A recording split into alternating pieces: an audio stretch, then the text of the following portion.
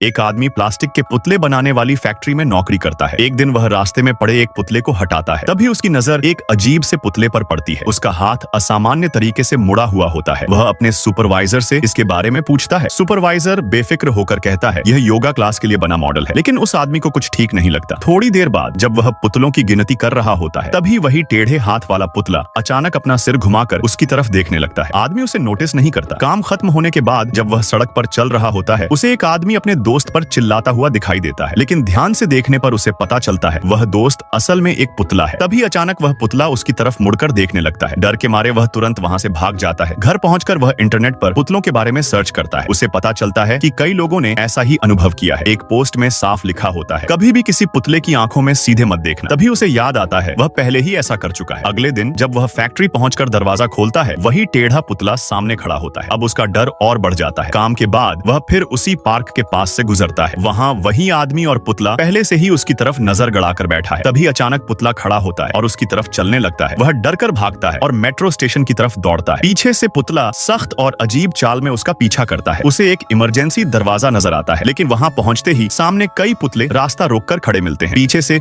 वही टेढ़ा पुतला धीरे धीरे करीब आता है। उसकी गर्दन अजीब तरह से झुकी होती है और वह पलक झपकाता है। डर के मारे आदमी उसे जोर से धक्का देता है। पुतला जमीन पर गिरता है और उसका सर बॉडी से अलग हो जाता है। वह बिना रुके वहां से भाग जाता है, लेकिन थोड़ी दूर जाते ही उसके पैर भारी और सख्त होने लगते हैं। जब वह नीचे देखता है, उसके हाथ धीरे धीरे प्लास्टिक में बदल रहे होते हैं। वह वहीं जमकर खड़ा रह जाता है। तभी उसके सामने वही आदमी आ जाता है जिसे उसने पहले देखा था। ध्यान से देखने पर वह उसकी फैक्ट्री का सुपरवाइजर निकलता है। अब उसका चेहरा भी धीरे धीरे प्लास्टिक का पुतला में बदलने लगता है और उसे रियलाइज होता है कि अगला प्लास्टिक पुतला वह खुद है।